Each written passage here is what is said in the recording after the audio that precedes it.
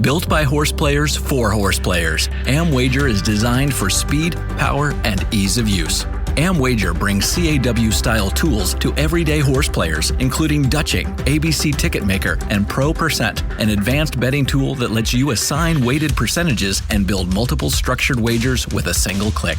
Every month, AmWager turns the odds in your favor with 0% takeout on select tracks. These promos offer you up to $100 more for your winning bets and giving you value for your wagers not offered anywhere else. Rated 4.7 stars on Google with over 200 reviews, AmWager is trusted by horse players who expect more from their wagering platform. If you're looking for better tools and better value, you need AmWager. Void where prohibited. For terms and conditions, visit amwager.com. Must be 18 or older, 21 or older where applicable. Gambling problem? Please call 1-800-GAMBLER. In New York, call 1-877-ONY or text.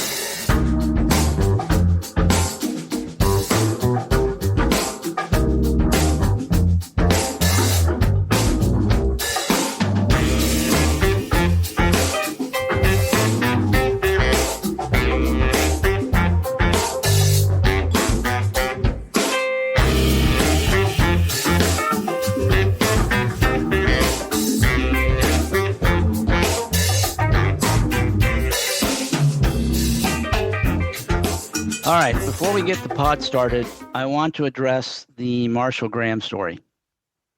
Marshall's a friend, and he and I have collaborated over the years in many ways to help educate horse players. That includes my podcast and my book and other player advocacy efforts and other stuff. So right off, let me address all the baseless and libelous innuendo and accusations directed toward me. I had absolutely no knowledge of any of Marshall's activities related to accessing HISA data and creating modified PPs until I woke up one morning to find that I had been tagged on a bunch of insulting and accusatory tweets. That I had not been aware of what Marshall had done, well, earlier was very unfortunate. I say that not because I would have wanted to be using that information for my own benefit, but because as Marshall's friend, I would have immediately urged him to stop. Notify HISA that their data is unsecure and that any authorized user could easily access data from all the horses in the database and that he and probably many others had already done so. I would have urged Marshall to do this because what he did was wrong and he needed to fess up and hold himself accountable. That's what a real friend does. He urges his friend to do the right thing, and if he does make a big mistake, he urges him to fess up and hold himself accountable. And shame on any of Marshall's other friends if they were aware of what he did and did not urge him to stop and notify HISA. That is not how friends should behave, and they did Marshall no favors by not calling him out. So yes, I am disappointed in Marshall. He screwed up. He should be held accountable. But friends don't abandon friends when they screw up. They support them. At least real friends do. And they help them deal with the consequences of their actions. And they hope that they'll learn from that and they'll become a better person for it. Nobody should be judged solely by their biggest mistake. If you did that with yourself and everybody else, unless you're Mother Teresa, and I don't think there's a whole lot of Mother Teresas, at least not listening to this podcast, then you would think everybody was terrible and you would hate everybody, which maybe explains a lot of what goes on in social media. But fortunately, most of us look at the entire body of work, both the good and the bad, especially when one of your friends or family members or even yourself do finally, eventually hold themselves accountable for their mistakes and they learn from them. So I consider myself a good friend, and I'm a good friend of Marshall's, and I'm going to continue to support him throughout this whole process, however it plays out. And I will always appreciate everything that he's done for me, and that's quite a bit. And what he's done for horse players in general and for racing as a whole. I think if you look at the entire body of work, there's a lot of good in there, and you shouldn't define Marshall just for this single action. I'm not going to do that. So Marshall, hang in there, do the right thing, and that's about all I have to say on the matter. Okay, with that out of the way, welcome to the Sport of Kings podcast, episode 375, sponsored by AmWager. Go to amwager.com to see all their promotions, including the upcoming 0% takeout on win bets at Saratoga every Sunday in August. And we're running out of Sundays in August, so take advantage of that while you can. As always, I welcome your feedback on Twitter/X. My handle is at Derby1592. This week, I am joined by special guest Ryan Flanders, founder of Trip Note Pros, for a detailed discussion about races 9 through 11 from Del Mar on Saturday. That includes the Grade 1 Pacific Classic. We'll focus on finding and exploiting value. We'll talk about our strongest handicapping opinions and how we might leverage those opinions using optimal betting strategies. Hi, Ryan. How's it going? I'm doing well, Chris. It's good to be with you again. I always enjoy spending some time with you. Yeah. How's Del Mar been treating you this summer? You know, I'm behind right now. I started off well. I made a couple good hits in a pick 5 or 2. I've kind of just bled out a little bit. Nothing major. Nothing's going to change my life, but it's been fun. Always enjoy Del Mar. Actually, have a man. I was looking at yesterday's card because I wasn't involved because I kind of just glanced through the cards throughout the day. Saratoga's card was pretty bad, and I looked at Del Mar, and they had some huge fields, and I kind of regretted not looking at that. I don't know what came of the day, like if there were any big payoffs or anything, but man, they had some really robust fields throughout. I was on the road driving with young grandkids in the car. It was kind of hectic driving through LA. Man, I don't know how people can live there. So I didn't play or even look at the card. I am now at Del Mar as we speak, right across the street from the track. And I'm doing my book signing tomorrow when the gates open for several hours after that. So I still don't know exactly where I'm going to be, but I think it's near the gate closest to the clubhouse. It should be right. You should be able to see me as you come in. So if anybody's there and wants to come by and say hello, encourage you to do that. I'll have some books there if you want to get a copy of my new book, Betting on Horses. If you have a copy already and you want to get it signed, you can bring it by, or you just want to talk, come on by, say hello. And if you are interested in the book and you won't be there, you can still go to betwiththebestmedia.com, find out more about the book and order it, have it shipped to your house if you're interested. But I'm really looking forward to being here all weekend. I'm going to do the pre-race seminar with Kurt Hoover this morning or this afternoon. This is Friday that we're recording right now. And I'll be joining Frank Scattoni for the seminar he does on track on Sunday. So busy weekend, and I'll be doing a lot of sightseeing with the grandkids. So I'm going to try to enjoy Southern California, enjoy the races, and just try to and just take advantage of the good side of racing, the things that draw us to the game, the horses and playing the ponies.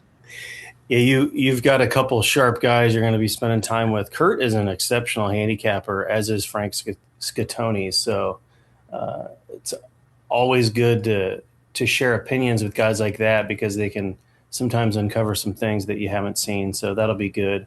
As far as the good side of racing, yeah, I feel like, I don't know if anyone saw, but I posted something.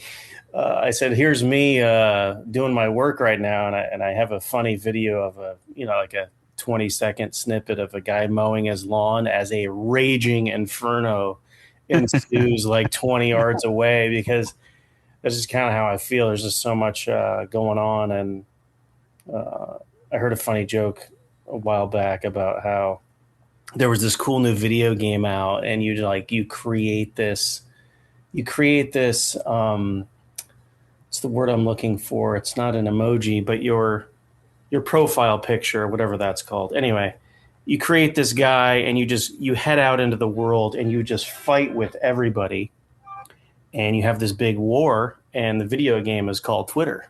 Which is because everyone fights for themselves. It's every man for themselves. It's this big war, and I kind of feel like that's what's going on right now.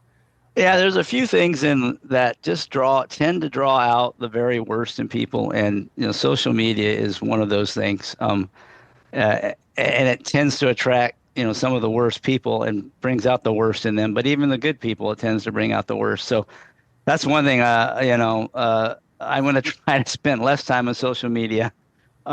Just the nature of having podcasts and the book that I put out, I kind of am forced to be out there to some degree, but it's not a healthy place to spend much time. Let's just put it that way. And I've experienced that firsthand this week, unfortunately.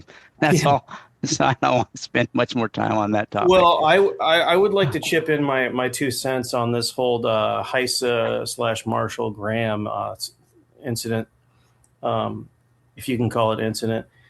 First things first, you're a terrible person, Chris, because clearly you should have more opinions than you have. I got into it yesterday with somebody on my new video game where they were like, how can you not have an opinion? Where are you? Where are you? Where are you? And they were tagging you. And I was thinking to myself, wow, how much must you hate your life to be trying to drag somebody into conversation that they clearly don't want a part of for whatever reason? That was point number 1. Point number 2 is I've been pronouncing Heise wrong the whole time.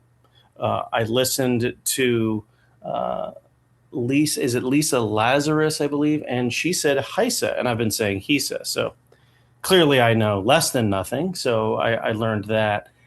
And I suppose my last... It's a 4-letter word, no matter how you pronounce it. Exactly. So, and I have my opinions on the work that they've done, the lack of work that they've done. And I've kind of expressed those views, but I do find it fascinating that people want to have this trial online and not let it flesh out, and it will flesh out. I'm sure there's a ton more that will come to light later. That's just my hypothesis, but yeah, I find it interesting that people want to just nail Marshall to the cross. I haven't really heard his side of the story aside from what he admitted to and that he thought he had an agreement, and that's about it. But you've really only heard one side of the story. I'm not defending him. I'm not going after him. I'm just trying to let it sit and marinate a little bit. And I think that the whole thing is a little bit interesting in that he admitted to gathering information. People are going to be, gathering, he took information, whatever. He took information in our racing here in the United States, when in other racing all over in some places like Hong Kong, that's just readily available. That information should be made public anyway. Why are they collecting it? That's kind of an interesting thing for me. What are they going to do with that information? Why isn't it made public? And the big thing for me is, why aren't we going after trainers? I mean, this whole deal came to light by happenstance. It's not like they tracked this guy down. I honestly think he was like, hey, look at this, look what, and he shared it with somebody. That's my guess. And it came out, but Heise didn't bust this guy. What are they doing exactly? So I'm those are my opinions. I'm kind of just gonna wait and see. And I've wasted way too much time already into this. And I wish I had spent the probably 10 hours that I have on Twitter just digging around and listening to things and reading things, when I should have been watching trips for awesome podcasts. We're going to suffer for your lack of dedication I have this week. Let's hopefully that you put the work in, and we're going to hear some good notes from you on these races. I've got a few, I think. We'll see. But, we'll embrace the results later, and people can tell me how much I suck or how great I am based on what happens on the track. Yeah, and so let's get to the racing, which is why we do these shows, and let's focus in on trying to find some value and exploit some value. And there's some good races. This is a good card, and it starts off the sequence we're talking about is going to be the last three races, 9, 10, 11. They're all Grade 1 or Grade 2 stakes races, and they comprise the late pick 3, which at Del Mar has a $3 minimum and a 15% takeout. They let the CAWs in that pool, but that's not as appealing to them with the higher minimums and lower takeout. They also have a $5 late double with a 15% takeout. Again, the CAWs can play into those, but it's not as juicy for them as the normal takeout and minimum wagers. And they also have a late pick 3 that's $3 minimum, 15% takeout that involves the last three turf races. We're going to cover 2 of those. I think you might have something to say about the earlier race, the 5th, that we're not covering. So we might have something on each of those. Those are probably the pools to play into at Del Mar, along with the wind pool, where they do throttle the CAWs to some extent, similar to what they do at NYRA in all the pools. The other pools are pretty much wide open, and you're kind of beating your head against the wall when you're up against the CAWs, unless you really think you found something they may have missed. But in the wind pool, you got a fighting chance, so that's probably another good place to focus when you're at Del Mar. Let's do it. So let's go to that 9th race, which is the Grade 1 Del Mar Oaks. It's a 1 1/8 miles on the turf for 3-year-old fillies. In this race, there's not a lot of graded stakes winners. There's one Grade 1 winner, the 9 Kensington Lane. That's the 3-1 morning line favorite. I have a feeling that that horse may get that bet down below that off its impressive U.S. debut last time out. But Tam Tam, the 3, may buy for favoritism of the U.S. horses. That's probably the best. What are you thinking of those 2? What are you thinking about this race? As a lot of these stakes races go, that they seem pretty formful. I think this is one of those races. I don't know how you saw it. I think Kensington Lane is legitimate. She had really nice form overseas. She won a Grade 3, a Group 3 at the Curragh going a mile. She was 28-1 in the 1,000 Guineas, 11-horse field. Did not disgrace herself, finishing 5th in that race, and then came over here. I don't know why this one was such a big price last time. I was actually told that she could run a little bit, and I did use her in some plays that day. I think I missed, actually, which kind of sucked, but won pretty easily. Had a slow pace that day, jogged. This was 1 1/8 miles, which is today's distance, and no others, to my knowledge, that I can see. I only print my PPs 4 deep. Had won at that distance other than a maiden race, and that would be Inbox. So I thought she was a standout. She jogged last time. Rosario's he sat pretty chilly on her until he asked her to get going, and she just showed a huge turn of foot to race away from the field and then jogged in. Tam Tam's legit as well, drawn inside. She's got some tactical speed. Didn't see a whole lot of speed in here at all, and those 2 I think will be forwardly placed, which I think gives the best horses the edge. I'm a little bit curious about Green Carrera. Rispoli, one of the more talented turf riders out here, climbs aboard for Joseph O'Brien. So that one drew my attention as well, but I think that one will be the 3rd choice. So I'm kind of chalked out here. Makes no sense for me to get involved in a pick 3 unless I'm going to use probably just one horse. I'm certainly not going to use 2, which would be the top 2 choices, or even 3 in the top 3 choices. So I'll probably end up singling Kensington Lane. Yeah, I see things kind of similar. The reason Kensington Lane was such a big price was because there were some other Euros that were more fancy. There were that had better European form. But I think Kensington Lane is one of these that's a good example of a horse that really wants firm going. And one of the reasons they probably brought it over was they figured it could get firm ground. So it definitely responded to the firm going last time in the U.S. And it's going to get firm going again. So yeah, that horse is impressive. Did kind of get to control things up front, but really powered home. So I agree that was the one to beat. And Tam Tam, like U.S. horses, I think clearly is the best of those. But I am a little more intrigued with Green Carrera. That's another Euro, I think, that based on its form really does want firm ground, and we'll get that in here. And what's interesting about that horse is it had two races back, really impressive race where it was one of those 30 horse fields at Ascot, and it was near the back and just went from the back of the pack to the lead.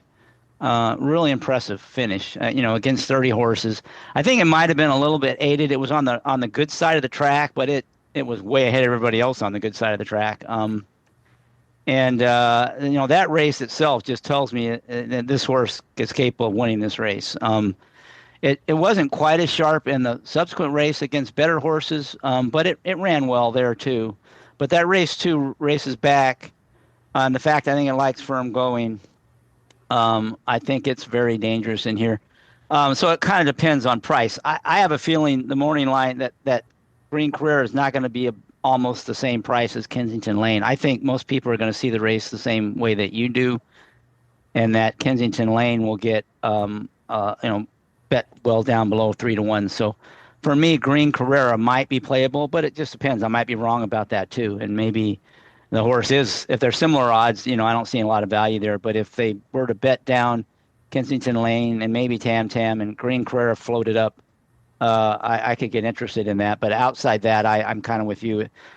Those three, it seems like the winner is going to come out of, and probably the exacta is going to come out of those three, and not sure there's going to be any value. Unless you're playing in a contest and you've got a side pot and you just play a $5,000 exacta and box. There you go. There you go. Box the Euros. Good luck in the contest, by the way. Yes. Yeah, I will be playing in the Pacific Classic contest. Looking forward to that. I'll probably take a couple swings and I'll either be at the bottom or near the top, hopefully, the latter, but more likely the former. But I'll have fun regardless. Okay, so anything else on that before we move on to the next one? No, just right. Captain Obvious for me. Yeah, I mean, there are other horses in there, but it seems like they're all cut below those. So let's move on to the 10th. That's the big race, the $1 million Grade 1 Pacific Classic, the rare 1.25 mile distance on dirt for 3-year-olds and up. In this race, I think there's going to be, an obvious favorite in the 11 Knightsbridge. There are some questions in terms of distance and, his consistency. He's coming off just a monster effort. He's had several of those in his career, but he's never been 1.25 miles. And he's going to be the favorite. Are you going to try to beat him? Are you going to lean on him? What are you thinking here in the Pacific Classic? Well, the first thing I'm going to do is I'm going to go to Rudy's Taco Shop, and I'm going to get probably like a pollo asada burrito, and I'm going to head onto the backstretch and post up. That's where I usually watch the Pacific Classic. So if you see a guy wearing a red hoodie and just crushing a massive burrito on one of the guinea stands back there, that'll be me. Was that a paid promotion, or is that just your favorite place to get a burrito? Well, it's a little unknown. Let me tell you something. Go to Rudy's. You will be saying the same thing as what I said. Okay, maybe I will. I'll be here this weekend. Where is he set up at? Rudy's is off of Stevens. So if you just take Jimmy Durante and you head north and go right through that main intersection of Via de la Valle, you'll get to you'll find it. It's like a 4-minute drive. It's the best ever. Trust me. If you look at pictures of me and you see my bowling pin physique, that's where it comes from. Rudy's Taco Shop. So you promoted him and you threw him under the bus all at once. Well, no, I'm throwing myself under the bus. It's self-deprecation. I mean, the place is the nuts for sure. It's probably my best pick of the day. If I had a play of the day, it'd be Rudy's. Anyway, I want to hear your opinion on Finger. I watched the race. I don't know who Finger was running against. I was impressed by the effort. The record is impressive. That was a strung out field. I like to see horses win and big races like that, and strung out fields seem to do the dirty work. I would love to have some pace figures on that. If you're listening, Craig, let's start doing some Japanese races together. But I do like Knightsbridge, another Captain Obvious take. First time routing last time. I remember when Flightline, they were his first time at 2 turns. And Sadler was like, what if this horse gets better routing? No one ever talks about that. They talk about if he digresses. I actually think he's going to get better. And that's what this one did. Maybe he's just been waiting for longer the whole time. Never took a deep breath in this race. And I think he's going to get a perfect trip. There's a lot of speed signed on in this race. Forge Steel has to go. They tried sitting with him last time. He hated the kickback from the pocket. He's going to go. At least he's going to try. The Japanese. At least one of the Safi horses, right? He's going to send one of the 2, you would think. I don't think Navajo Warrior is going to go. He had that race was very strange last time. There was a kind of gapped runners early, but the pace was normal. I call that like a fake fast race, except the pace was normal. So he had a big advantage versus the others, and he did what he should have done, and he held, and he won. The back markers in that race were at a complete disadvantage. I actually had a nice single recently that came out of that race at 10-1 that came back at Saratoga. His name is slipping my mind at the moment, but he had a big advantage in that race. I think he could potentially rate, but the problem is he's going to have Knights. If he does, he's going to have Knightsbridge right outside of him. And Full Serrano. I think Rosario will send him too. He's going to have 2 speed horses right on his outside. Maybe Rosario loves to drop anchor. Or send. He kind of does one or the other. And this horse is a front-running type, isn't it? He is. He gets more ground. You would think in a 1.25 miles he'll show more speed. I did upgrade his performance last time. I thought he had a bad trip and ran really well. I'm unsure about him. I'm unsure about Full Serrano. He's a little bit interesting to me, but Knightsbridge was just so impressive. First time at a route of ground. I'm having a hard time looking past him in a race signed on with speed where I think he's going to get a beautiful trip. I am a huge fan of Pratt on the lead. I think people are going to roll their eyes, but I think he's the best jockey ever. And I think he's one of the better front-running riders the game has ever seen. Overall, I think he's flawless, and I'm not a big fan of him getting off of anybody. But he's in New York, so Alvarado gets back on, and I think he's really good on the lead. Also, I wish I saw Junior on the lead more often because I don't have the data to prove it, but I'm quite certain that he's better with speed than he has on closers because he likes to come from off the pace. And so when he finds himself in front, he becomes very dangerous. I'm curious to see what you think of the Japanese horse, though. Yeah, so just before I get to the Japanese horse, just on Knightsbridge, I was really, really wanted to go against him because he hasn't gone the distance, and he does tend to regress off of these big efforts. I mean, he's had a series of them, but he typically regresses. But even his regressed races are probably good enough to beat these horses. The rest of the field just is so, meh. There's not really anything there. I mean, Hit Show's probably the best of the rest. He's not very good. He's found, some big races like the Dubai World Cup where he won kind of by the other horses that were good, better than him not firing. But, just uninspiring outside of Knightsbridge. So it's hard to go against him. And in terms of the distance, I mean, based on his breeding by Nyquist out of a Bernardini mirror, he ought to be better with distance. So, you would think, based on you watch some of his races, and you might not think that. And so, I think there's a little bit of mixed messages. But, to me, unless he gets caught up in some kind of a speed duel, and he's been able to lay off horses a little bit and pass him at the end in some of his good races, he's certainly the one to beat. I still kind of nervous about leaning on him, which is why I really wanted to, like the Japanese horse. And there's a lot to like about the Japanese horse.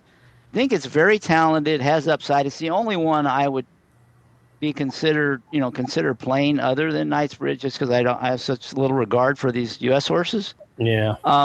But the one concern I have with Finger is, and with all the Japanese dirt horses, the younger ones routing is when they get in with the U.S. horses, sometimes they get run off their feet. They're just not used to the kind of pace. Those young horses routing in Japan, they're just not going nearly as fast as the U.S. horses. And that kind of exposes them sometimes. There are exceptions that have run well over here in the U.S. We've seen some of those, but usually they've had a chance to run, maybe in Dubai or Saudi or something against some U.S. horses. And at least, you can see how they respond to that. But some of them have shipped over here. Either they get, they're so much farther behind than they're used to, they just never really get into the race, or they try to go and they just don't have anything left at the end. So I'm a little worried that Finger might be that kind of horse, but it might be another, Forever Young or, a couple of the other good Japanese horses that have been able to come over and route against the U.S. horses. And it could fall into a really good trip. It might turn out that, Knightsbridge is mixing it up with horses like Full Serrano and maybe one of the Safi horses. Maybe it's Forge Steel. It seems like you'd think that would be the one of the two that he would send, especially given that inside post. He might want to go. So, if they really mix it up, he might be in that second flight. And he showed the ability, to finish off his races, to lay close or on the lead and finish his races off. So, I would have to say Finger would be my play at that 8-1 morning line. If you got 8-1, I'd be willing to take a shot with him. But I would certainly save underneath Knightsbridge, and I wouldn't be shocked to see either one of those two run big races or not run big races. They're not either one reliable enough to me. Finger, I just don't know. Can he face these good older horses and the kind of pace you get in an American dirt race? How will he handle that? It's a big unknown. Plus there's the whole shipping over to the U.S. thing. So I really need to get compensated in price, and I probably need at least that 8-1. And Knightsbridge, could just crush this field like he did his last one. He's that much better than these horses if he runs his race. But Yeah.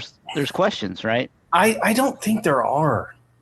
I don't think there are questions. That's just my opinion. What about the regressing off a big effort? Because you've seen that regression almost every time he runs big. He comes back with a less inspiring effort the next time out. Yeah, I mean, look, I don't see it the way that you do. When I look at that grade 1 at Churchill, he wasn't even bet that day, really. I mean, he went off as the favorite, but his races were so big, he could have easily been like even money. He went 8-5. I don't even think that was the goal. He was running in the Met Mile in the next race. He competed against Nisos. He ran second to Nisos. He beat Journalism. And that post sucks. I don't know what you think about that one-turn mile at Saratoga, but being stuck 4 wide in a 7-horse field, going that flat mile at Saratoga, it's really terrible. And he ran great. I mean, Nisos was a legit animal. And he beat Journalism that day. And then he came back and he just parked going first time route of ground. I know that time form has this pace as normal, but I mean, his pace figure early in that race was almost 150. And he just, he kept going. He didn't slow down. The last half of the race, he was not slowing down. And he jogged. I know it says ridden out. He wasn't. He was kind of gathered up late. So the regression, I mean, if you're looking at that one race, which he got beat by T.O. Elvis, who's a really nice animal, sprinting, where he didn't, he was caught up in it a little bit and he tired. It probably wasn't even the goal. In between and pressing is just not for me, especially off of that short little break, which, at 7/8 is definitely not for him. So, I mean, I think he's a pro 10 times out of, that's the only time he hasn't finished in the money. I really don't see anything wrong with him in terms of like, that maybe he'll lay an egg I don't even think he did that day, to be honest with you. Well, that's what I'm saying. Even his bad races might be good enough to win. Yeah. And certainly, if he repeats his last race, you'll win for fun. And the post is great out there. I mean, you've got a long way to that first turn where he can find a spot and assess what everyone else is doing. Like, he's going to work out a good trip. He'll be forward. He doesn't have to do anything from out there. If people want to go right in front of him, he'll just sit there. And if people, I do think he'll probably get parked 3 wide on the first turn. That's a good thing at Del Mar. So I mean, and he'll be ridden like he's the best horse, and he is. And if he fires, he wins. So, another Captain Obvious for me. I'm 2 for 2. Okay. But you know what? I've also gained a couple of LBs because I just crushed a burrito by the end of this race. All right. So then you'll need to go out for a jog afterwards. There. We know that won't be happening. I have a shirt that says "I hate running." So. Okay. Well, I'm a runner, so we balance each other out that way. Perfect. All right, so you're higher on you're very confident Knightsbridge. I'm thinking he's the most likely winner by a lot. Probably doesn't offer value. I think the 5-2 morning line is just bad. He's going to be much shorter than that. I'd be shocked if he's anywhere near 5-2. What do you think about that opinion? You agree there? I'll be shocked if he's not around 6-5. And yeah, I was thinking even money. Yeah, even money 6-5. The morning line, the previous race is no good either. So. Yeah, I mean, how do you look at those numbers on Knightsbridge and look at how weak this field is and making 5-2 in here? That just seemed like a almost malpractice morning line. I don't even know. What's the morning line on the Calbred filly, Almond Joy? She is 20-1. Okay, yeah. I'll be rooting for her. Maybe she'll catch a slice. Maybe she'll make 4th or 5th, which is pretty cool, actually, if she did that. I mean, for a Calbred filly to be running in the Pacific Classic, Aggie Odornias and Kent D, that'd be pretty sweet. Yeah, sometimes you feel like a nut, sometimes you don't. Yeah, probably a little nutty in this race. Okay. All right, so I'd like to show the finger to some people right now, so I'll go with finger as a potential upsetter. That's your hunch play of the my week. Hunch play. But I would my most likely outcome would be Knightsbridge wins easily. Finger might be the best of the rest, but I also think Finger may get exposed here. Well, this will be a good test. I wish I had some sort of numbers to go on, not just the visuals, but a horse has talent. There's no doubt about it. And we know that these talented Japanese runners are capable of holding their own. So I'm not gonna give up on Finger in here, but I'm not super jazzed about it either. This is not a race I'm really looking forward to betting. We need to put a camera on you during the race so you can throw up both hands. Some sign language. Give like a heavy metal salute there. Yeah. Okay. All right. Well, let's go to the final race in the sequence. This is one I think for me is a lot more interesting from a betting standpoint. It's the grade 2. This is not a grade 1. Del Mar Mile, going a mile on the turf for 3-year-olds and up. In this race, we've got a favorite, El Potente, on his best. He's clearly better than most of these horses, but he's coming in off a break, draws the outside post at a mile on the turf, which is typically not where you want to be. Seems like there's some chinks in the armor. Is this a favorite you're going to take a stand against? And if so, where are you looking? I'd rather chew glass. He's drawn in the parking lot. I downgraded him mildly last time. Race before that, I did as well when he won easy. I'm going to pass on El Potente. I do have an interesting comment to be made about something I knew we wouldn't, or rather, I know you didn't think I would cover, and that is Ayuso. Armando Ayuso. You guys want to see something funny? If anyone wants to take the time to do this, go watch the replay of his win on May 23rd. Or I take that back. he rode the winner in Flyover's last race. I think he's riding Flyover in this race, right? Yeah, he's riding Flyover in this race, but Flyover's previous race, I think it was Sumter. Sumter. Oh man, I'm pretty sure this is the race. I'm not 100%, but I'm pretty sure that there's something going on with Ayuso and Rosario, because when he crossed the finish line, he closed on a huge bomb. Was Sumter a huge bomb? Was he like 35 to 1 or something? I don't know. We can check, though. I'll tell you. Hold on a second. I can tell you. This is actually hilarious because he was 6 to 1 in that race, and it was he was 6 to 1. Okay. And it was ridden. He was ridden by Kimura, so it must be a different race. Flyover was ridden by Rosario, but Ayuso wasn't on anybody in that race. Okay. I've got the race wrong, but there is a race where Ayuso flies past Rosario at the end of the race, and he's on a huge price, and he looks right over at him, points at him with his whip, and yells, "Puta madre!" It's the funniest thing you'll ever see. For those that want to Google that, it's really not a good thing to say. But he looked right at Rosario when he did it. And I'm like, oh, clearly there's something going on there. Yeah, I do not like Flyover today, so that point is kind of moot. What's funny, I shouldn't say never, because I'm going to do it today, but I usually don't take horses that I downgrade. I did downgrade King of Gosford last time, got a dawdling lead up front, went wire to wire in that race. I'm going to take him again today. I don't think a whole lot of this field. I upgraded his race on the Shoemaker.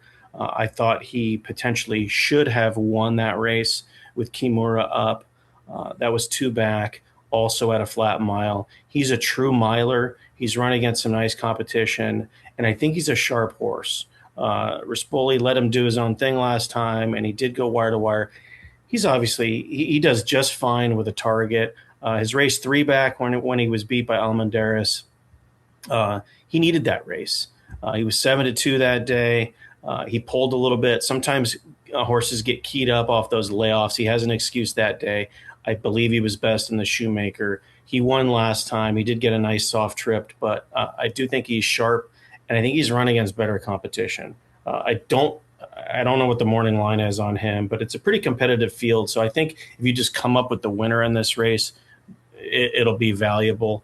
I think Twirling Point is also interesting. Problem with him is I just don't see a whole lot of speed in here, and he's going to be pace compromised. I do like Ricky Gonzalez. I think he's getting better all the time. His numbers don't show it this meet.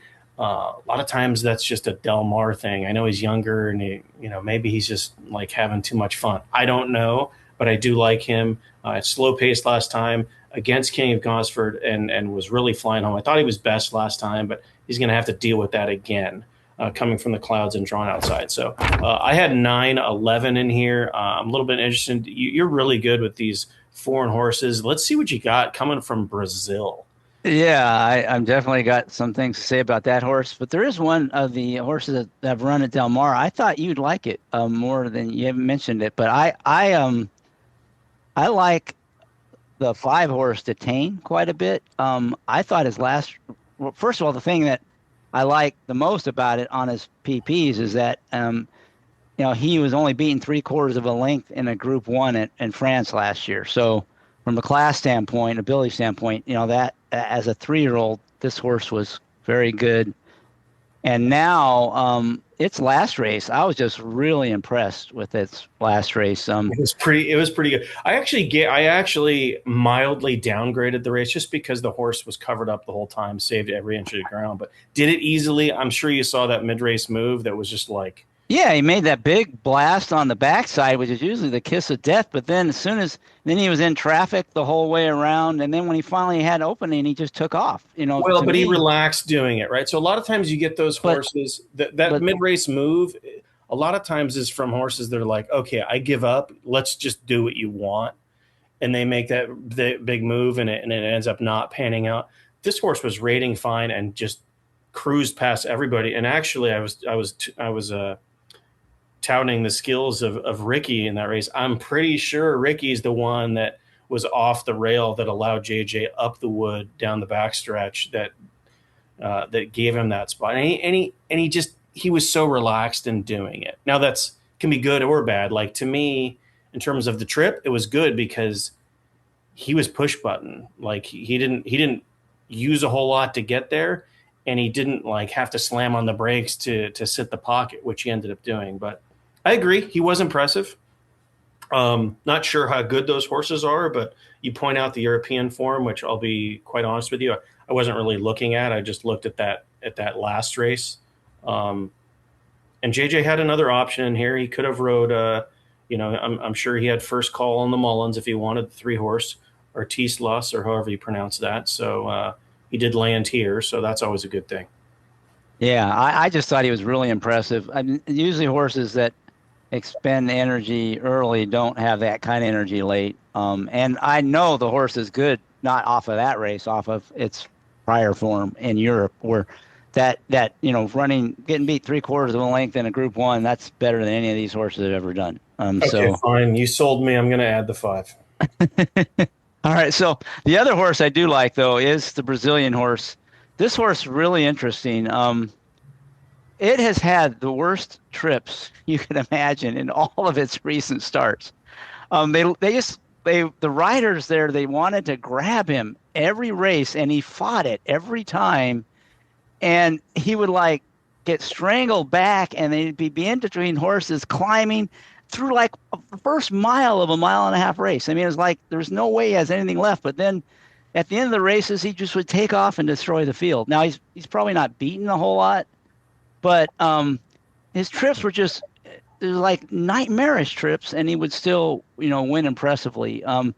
And he's been working super fast, but I think again that's part of it is he doesn't like to be held up. So I'm hoping they're not trying to strangle him in here. It's interesting he's going a mile because he can certainly go longer.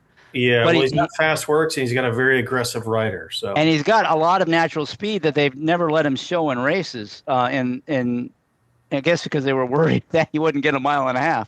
So this horse has a lot of talent. It's just how good is he? It's hard to tell. But I know he was really impressive in his races down there. His workouts, I watched him. He still doesn't like to be grabbed early in the workouts. So I'm hoping, as long as they don't strangle him, they let him run, and that's what I'm kind of thinking they're doing. Since if they weren't thinking about, and even if they do let him, they try to strangle him, he's managed to get strangled in terrible trips and still run well. But I think this horse is really interesting. I'm a little surprised that he's a shorter price than Detain, but those two to me are both really, really interesting, and that I like them both. I'll be playing them both, and I think this is a very bettable race. The horses you mentioned, I agree. Of the rest of them, probably King of Gosford is the one to beat. All the rest of them, and I agree with you. El Potente, from that post and off the layoff, I'm going to try to beat him. All the rest aren't that far apart. I don't think. They're not none of that. So if the two I like don't run, I think anything could happen in here. But I really do like the 5 and 6, and if I can get 8 and 10 to 1 on those two, they're going to be the key of everything I play. The latter part of the day will be with those two horses, because to me that's the value in the sequence. Those two. What's interesting about your horse, the 5, Sinsel or Sinsel, yeah. Oh no, the 5, Detain. Okay, yeah. Detain. Michael McCarthy is like, he's so good. Like, what does he not do well? The guy's just an exceptional conditioner. 2-year-olds, older horses, sprinting, routing, turf, dirt, you name it, he does awesome. And for whatever reason, people let him go at prices. It's really bizarre to me. He has horses running. He's starting to branch further and further out, and he's got horses running everywhere. But man, this guy's he's so good. But if he had a different last name, his prices would go off. There would be a significant tax on playing his horses, and there's really not with him, and I don't know why. Yeah, I was shocked at the morning line on him. I don't trust it. I did. Well, yeah, 10 might be high, but this is a great example of connections that are really, really good, and they will not get like murdered at the windows. I don't believe it. It just happens too often where, JJ is just kind of unassuming. People think he's overrated. At least I think that's the general consensus. I don't think he is. I personally think he's underrated. I think intellect is the most important and underrated skill of being a jockey, and I think he's brilliant. And he's got a great left hand. He's in rhythm. He rides speed well. He rides both surfaces well. He comes from off the pace. I just think he's phenomenal, and people will look past him as well. So I think he'll be more than square. So I think you're going to be making a play on him. Great. So I'm all about the 5 Detain and the 6 Sincel. I think is how you say it, Sincel. I'm not sure how. I listen. Maybe it's. I listen to it, but those Portuguese announcers are really hard to understand, and they talk really fast. So I'm not sure exactly how he was pronouncing the name. But they are fun. The South American track race callers are hilarious. It's the sound. Even though I don't understand anything about any word of Portuguese, a few things from Brazilian Jiu-Jitsu and my son, but beyond that, I had no idea what he was saying during the race call. But he was talking fast and getting pretty excited at the end. So yeah, that's all you need to know is if he yells Ghana, something like that, like soccer when they yell goal. But, yeah, Mandela's done well with these. He's had a Brazilian grade 1 winner or 2 that I can think of. Siphon was the Oh yeah, well he in the day he had a bunch of them. Really good race mares, champion mares. He has had a South American connection. Yeah. I do. There was a funny story about watching replays, though. I meant to mention. I'm glad that in like 2 races back, when this horse he was riding, he got his normal horrible trip and ride, but he went to the lead. Looked like he was going to win in hand, and the rider started celebrating before the wire and just held on. I mean, he started like doing the celebration before he got to the wire, and going crazy. And then he almost lost the race. I mean, I thought he had lost it, but I guess he must have held on. I didn't see the photo, but he ended up being posted as the winner. It was pretty funny. It was like one of those things where the guy, he's running for a touchdown after a fumble recovery or something, and they start to celebrate and they lose the football before the goal line. That was what this looked like. But he held on just long enough to win. Well, maybe Leon Lett rode Sincel. Leon Lett, exactly. He kind of Leon Letted that the finish on that one, and it worked out okay for him. And the horse has talent, so we'll see what happens there. All right. Anything else on that race? You saw this on YouTube? Is that where you watched it? They're hard to find, but there's actually a channel on YouTube for Brazilian racing, and that's where I think I found this one. Okay. I always make it a challenge to find these races you can't get, because there's I always say in my book, Bet on Horses, the harder it is to get the information, the more valuable it is. So, a lot of people can watch replays from France or whatever, but, to find an obscure race in Brazil, that takes a little work. So there's one, and I know I could dig it up if I really wanted to, but I just don't care that much. There's a horse that, and Louis Mendez does this every now and again. He'll bring in a horse from Wyoming, and the charts are always wrong. The comments are always wrong. I couldn't find it on RTN, so I didn't bother digging any deeper. But I totally agree with you. Every once in a while, if I do dig one up, I'm like, whoa, that's crazy that happened, and there's no mention of it anywhere. It's bizarre. Yeah, I'll give you a good one. Today, Friday. It's probably gonna be too late for most people. Maybe not if they listen to this. But I'm I'm doing the preview show with Kurt Hoover, and so I looked at all the races for Friday. And um, the last race, hold on a second, I have to pull this up. Yeah, the last race has a horse named. It's one of these, 2-year-old maiden claimers, bunch of first time, second time horses. Kind of, I never really would have any interest in playing. But there was a horse named Stanford Warrior, the 6 horse. Unfortunately, he's the morning line favorite, so he's not going to be a big price. But he lost it. He got banged around at the start, and the rider fell off. And it just says lost rider. And the horse won by a furlong. It's not quite that good, but like he got, he lost a rider, so he's dead last, but he finally kind of recovered.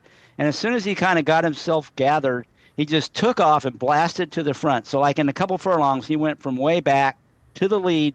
And then he didn't corner real sharp. So he's like 4 or 5 path on the turn on the lead.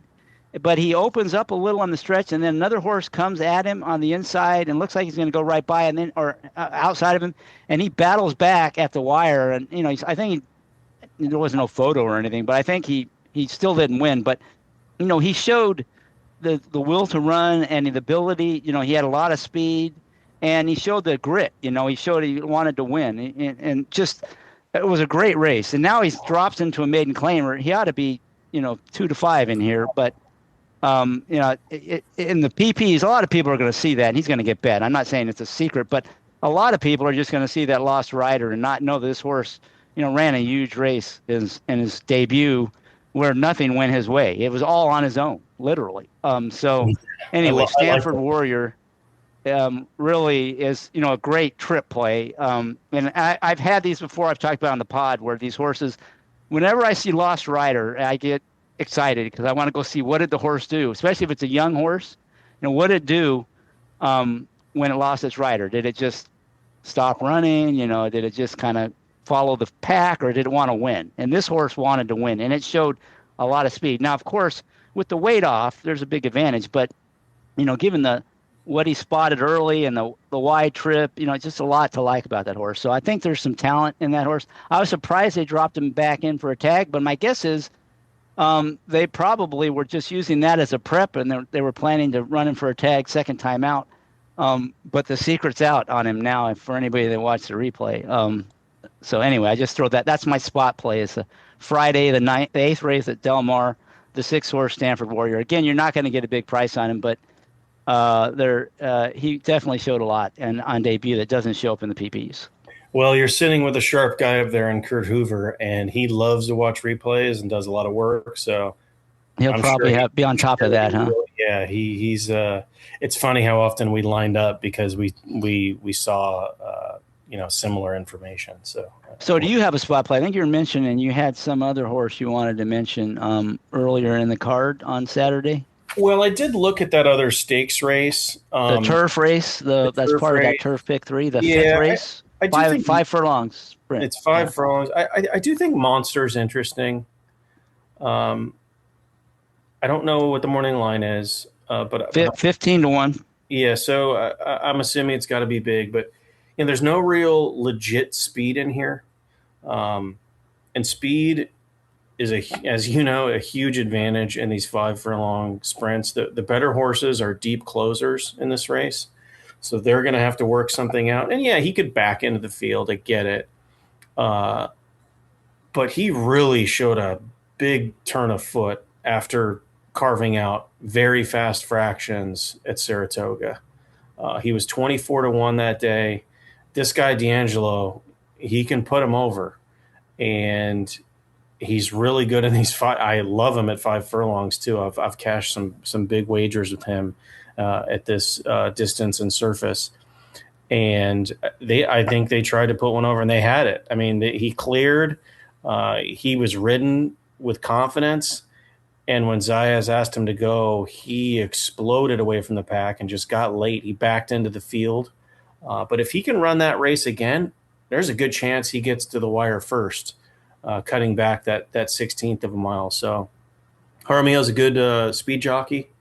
I think Pete Aiello calls him the Minister of Speed, I think, when he was out in South Florida. So yeah, he'll be up front jogging and at a big price. There's some good horses in here, but the best one is Notorious, and he's a little longer in the tooth, right? He's 8 years old now. Who knows what shows up with him today? He was just okay last time off the layoff.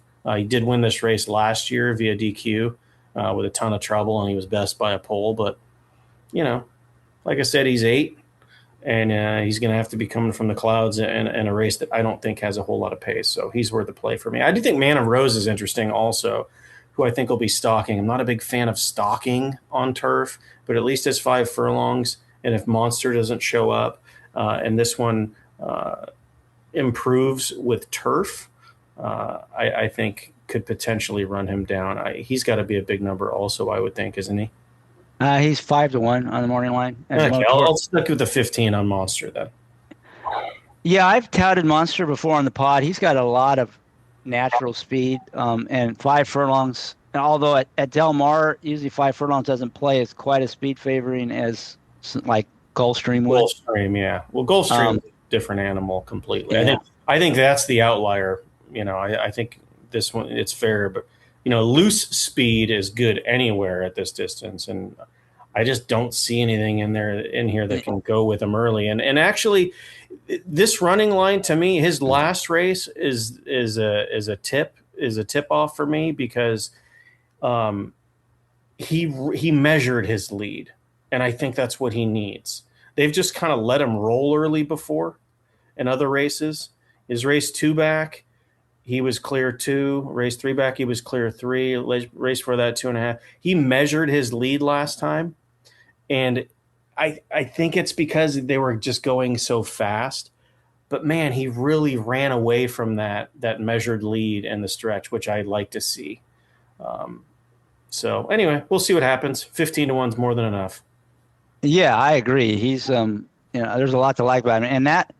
He went, it may have looked measured, but on Timeform US, he was smoking fast. Well, that's what I'm saying. It's because he was going. It's because it was measured, but he wasn't hand doing it, and he was really traveling fast in that race. What was the early fig in that race? It was really 154 was the first quarter speed figure for Timeform. So US. That's fast. That out. That's like 130 buyer figure or something like that. I hate buyers, but yeah, he definitely decelerated late and got caught, but he was flying for the first 5 furlongs. And on Racing Flow, it had a closer favorability rating of 98 on that race. So, he set a fast pace, and then all the other speed horses got gassed, and he almost held on and won. So that was probably was the best race of his life. And on Timeform US, he got the best figure he ever earned because of that fast early pace. And I love that D'Angelo's shipping out here. He almost put one over the other day that I had that it kind of broke my heart. Gabaldon got run over late by Hector Barrios. Got a little bone to pick with that guy for that. But, he tends to put him over at this distance and surface. Yeah, I would not. I'm definitely interested in Monster, and I my 2 favorite trips on turf sprints are on the lead, on the rail. That's the best spot to be going 5 furlongs, but also, I don't mind being in the pocket. I don't know if you call that stalking, but I think Man of Rose could get a pocket trip here and then tip out and try to run down Monster. Those are the 2 I'd be interested in. I think the same 2 that you're talking about. Same 2 that I like. And Motorius is really good, and he's run well at Del Mar, but he is getting old, and he is, he does have to work a trip. But he's a good old horse. I like him as a horse, and he's the one to beat. But I think he'll be an underlay in here for sure. Yeah. I've always really, really liked him. What a cool horse! Late running sprinter, 16 times first or second, millionaire. It's pretty awesome. But if he wins tomorrow, it'll break my heart. Yeah, it's not the way to bet in tomorrow, I don't think. Even if you like him as a horse, yeah, I agree. But probably not the way to bet tomorrow. All right, anything else? No, I think that about does it. Reminder, Rudy's Taco Shop. All right, Rudy's Taco. That's my best tip of the day for anyone at Del Mar. Everyone talks about, the Brigantine. It's okay. great view, nice scenery. I get it. You know, if you want to go to Fidel's or Tony Sakal, that's great. I'm telling you, Rudy's Taco Shop. It's the nuts. All right. And just a reminder, I'll be doing the book signing on somewhere. I don't know exactly yet, but they'll be near the gate as you come through. So I think there's 2 gates, one near the clubhouse. I think that's where I'm going to be. And somewhere as you walk in, you'll be able to see me there. Stop by and say hi. I'm looking forward to seeing everybody. Best of luck, Chris. Good luck in that contest. Yeah, thanks. That'll wrap things up today. Thanks again, Ryan, for joining. Real quick, before you go, you know, I keep waiting for that Nipsey Hussle outro. Are we going to get that today, or are you just going on to the Boogaloo, whatever that is? We're going on to the Boogaloo. Sorry. Okay, well, that. Next time maybe little Nipsey. Okay. All right. Well, thanks, Ryan. Thanks to all the listeners. That'll conclude show number 374 of the Sport of Kings podcast. Good luck this weekend, and please enjoy the Brooklyn Boogaloo Blowout. Cheers. That's a wrap. Thanks, Chris.